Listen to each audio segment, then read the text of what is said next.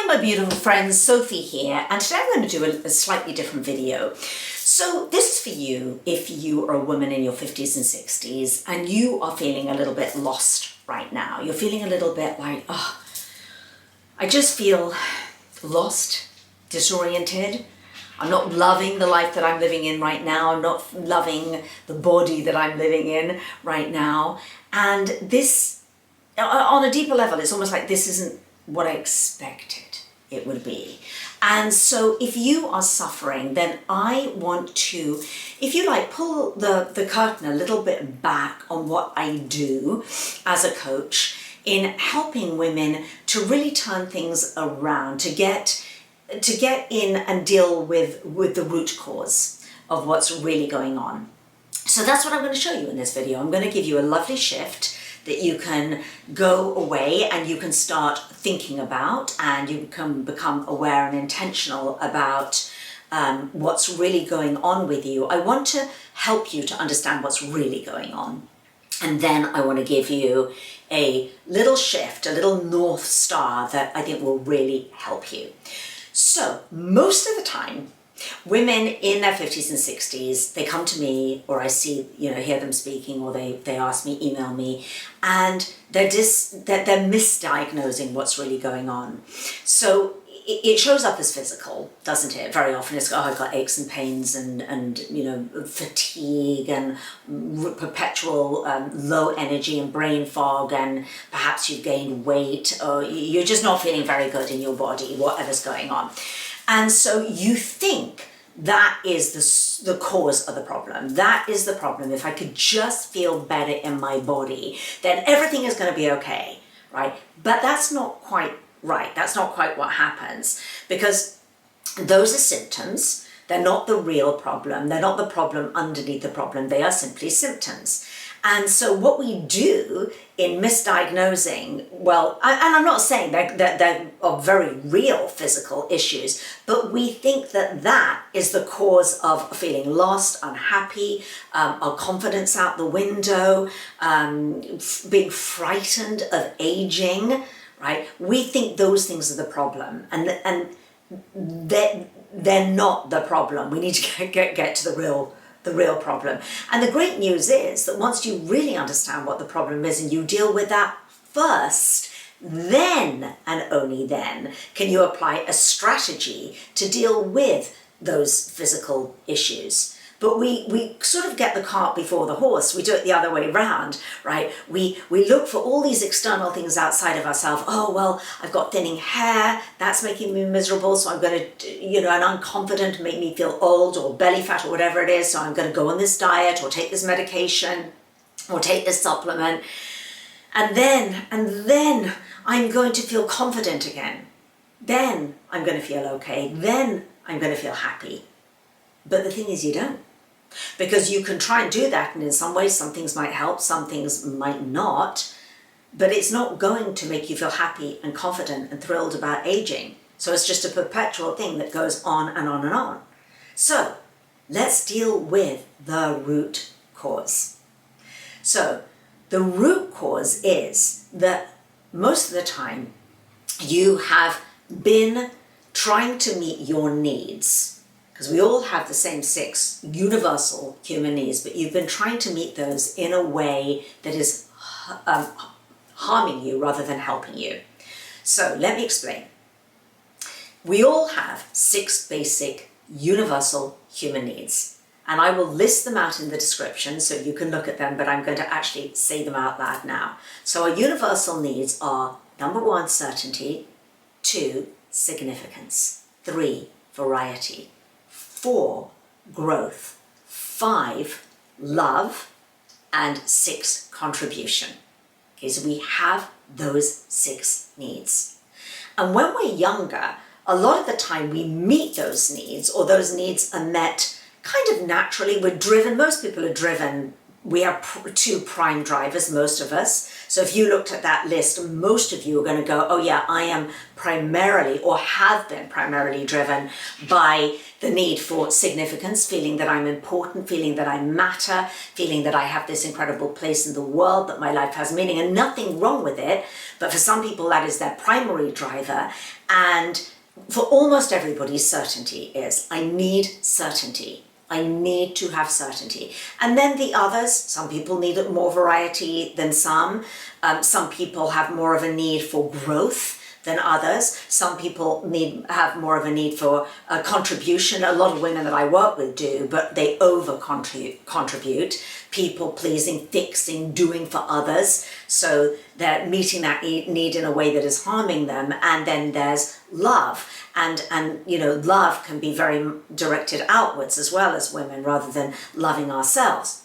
So all 6 of these needs, as I've said, can either, you will try to meet them no matter what. But the shift when you get into your 50s, 60s and beyond is to really be intentional about how you can meet all 6 needs at a higher level. So let's go through all of them. So certainty. How can you meet your need for certainty? When we're young, we have certainty. We feel that we're invincible. We're a young mum. This is my place in the world. This is my job. I'm a business owner. I'm in corporate. You will have met your need for certainty, maybe through control, you know. So you met it in some positive ways and some ways that maybe weren't quite so positive for you. But it was easier when you're younger to meet that need for certainty. You feel more certain. Most of us do, until things happen and suddenly the rug's pulled from under your feet and you realize, wait a minute, I don't have that certainty anymore.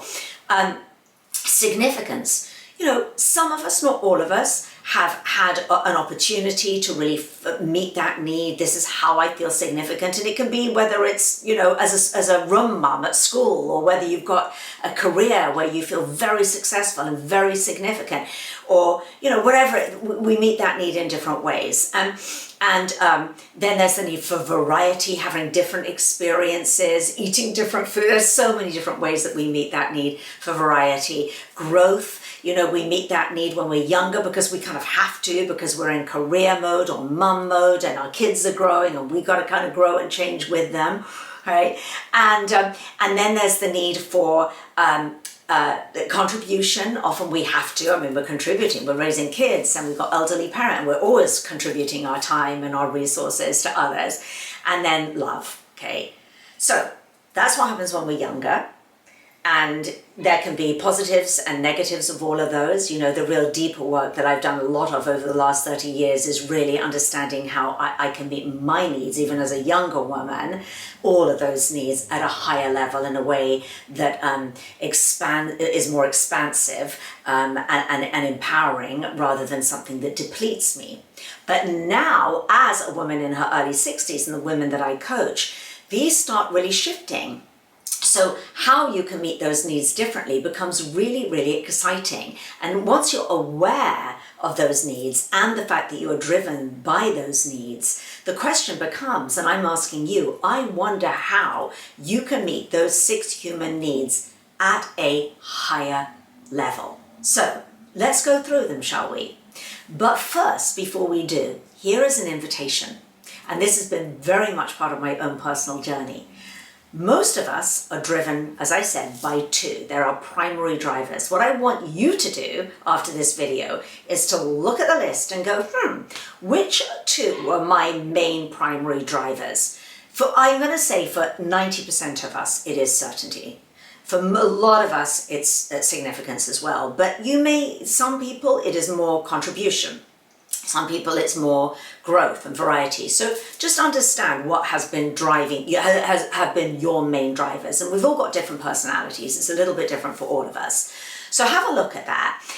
And then the invitation is, I wonder if I consciously and intentionally changed the priority. So if my 2 main drivers when I was younger were certainty and significance, what if I were to shift that and make my 2 main drivers, now I'm getting a little bit older? And this is how you're going to find your true peace, your true happiness, and your true transformation. What if I was to shift to make love number one? Okay, maybe contribution number two. I would say if you, what if, and this is for the purposes of this video and this exercise, I'm offering, what if you were to make love number one and growth number two?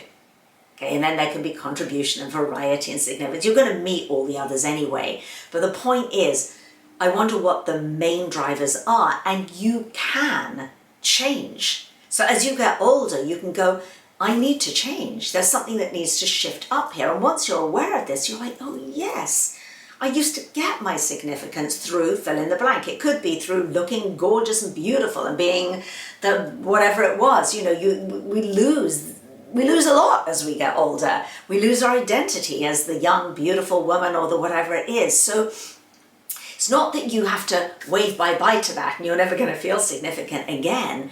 But I can promise you, if you consciously put those other needs on top of the list, love and growth, it is quite extraordinary what can happen. Now, I'm going to put love, growth, and certainty right up there. So what if we were to put three and then we'll put the others? And let me explain what that could look like for you if you're a woman in your 50s, 60s, 70s.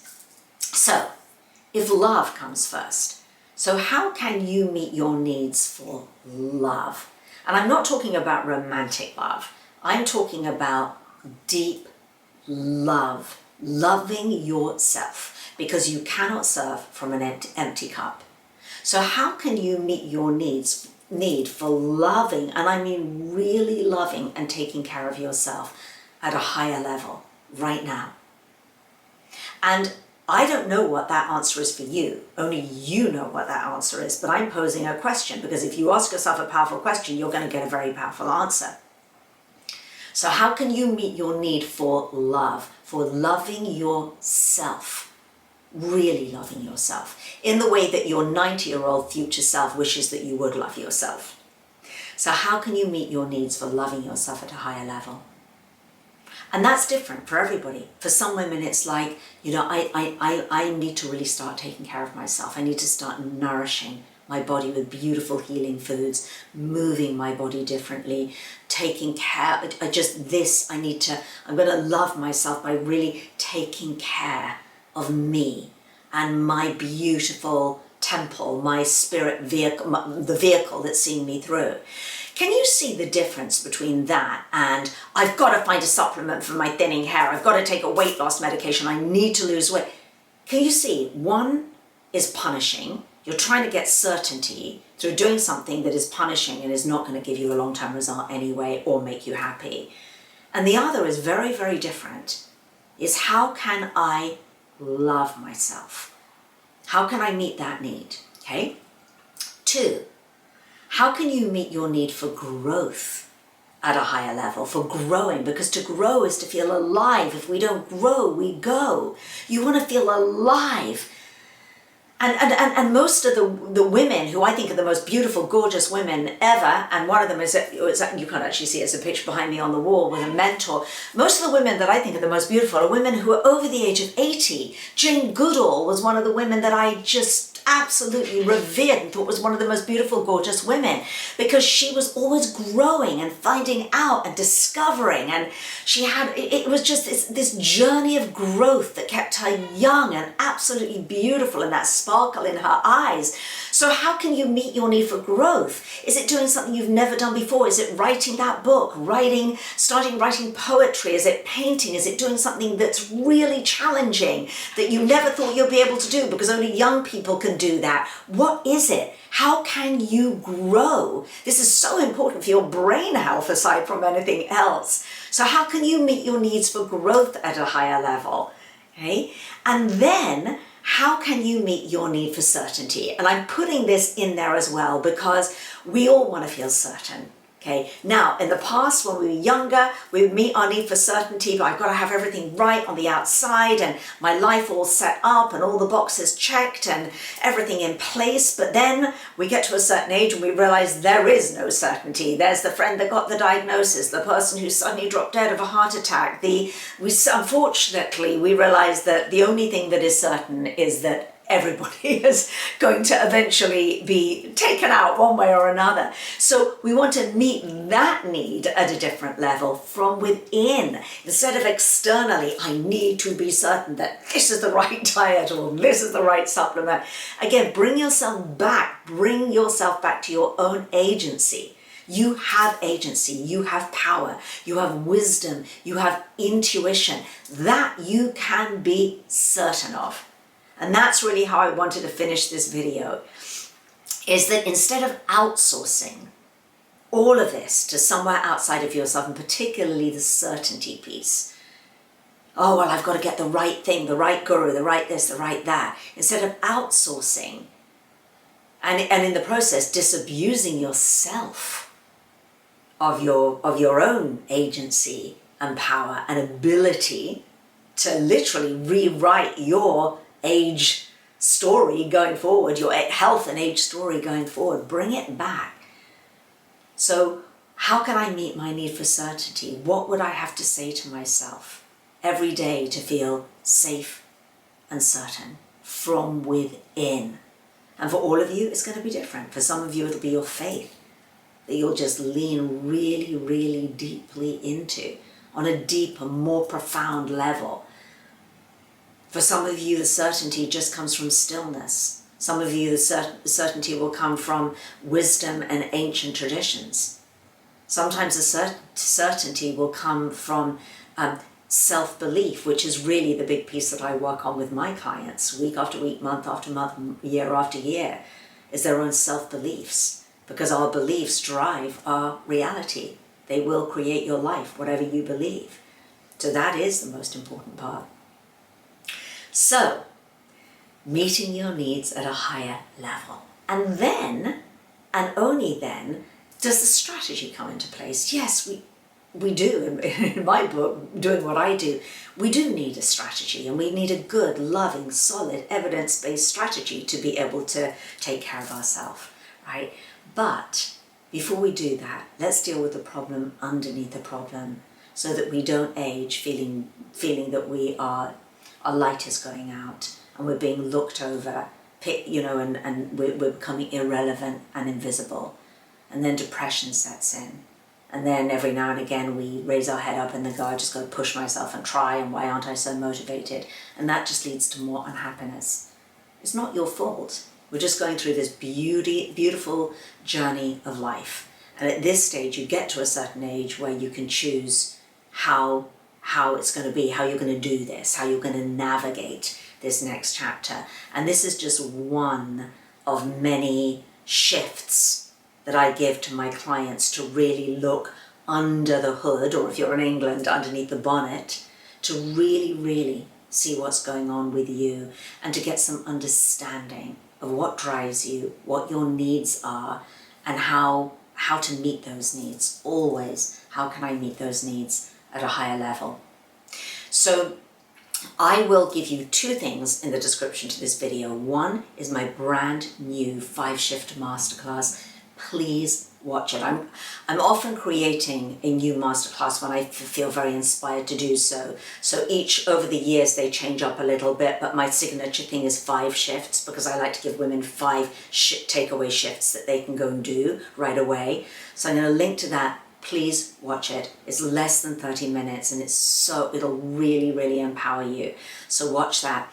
And the other thing is I'll create a little blueprint for you about what I have spoken about today, so you can download that and it sort of takes you through this process. Okay? So let me know if you like this video, more conversational style, less like, here are the 5 foods to get rid of belly fat, which there are many, so you can go and look at those as well. But if you appreciate this kind of more conversational and deeper kind of conversation, and this is really goes into my field as a coach, then let me know and I'll create more. I'll see you next time.